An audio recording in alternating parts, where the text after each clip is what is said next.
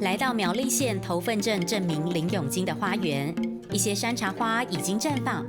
它的山茶花和一般的可不一样，有些形状特殊像狮头，有些花瓣像风车，展现百变风情。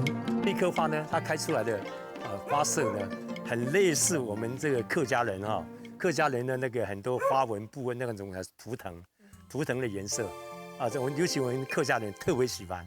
我们这后面呢，就是利用它基因类似，跟茶花类似相同，那么我们就把它采取用嫁接的方式，来增加它的速度快，而且呢，很快就能够产生一棵完美的茶花树。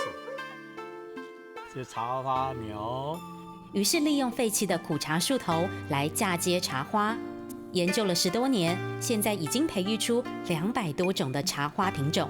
每年11月到隔年3月，就是山茶花盛开的季节，各式各样的茶花美不胜收，这里俨然像是茶花博物馆。不过，能有这样的成果，可不是天上掉下来的。种这个茶花是相当的辛苦，遇到瓶颈的时候，你嗨，就像我们客家人的精神一样。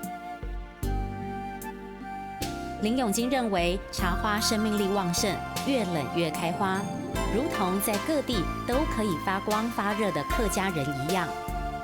林永金盼望能研究更多的茶花品种，也许有一天，代表客家文化精神的茶花，也能像兰花一样，登上国际舞台。上车喽！云海，云海，云海。